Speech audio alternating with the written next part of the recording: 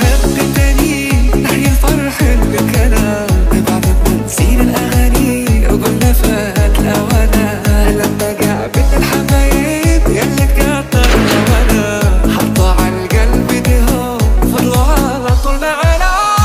زمانه وقودي مهربانه عزیزی جسم و جانه ترانه خانه فصل خزانه رسیده ناگهانه سوز فیغانه اشک روانه اشک روانه. چشمکم بینم نشی درد عشقم کم نشی بهوده نکن خارم آخی دوستت میدارم گرم را پرتافتی بهتر از من یافتی من ولی ای خانه سوز عاشقم عاشقنوز پیوستگی هایم ندیدی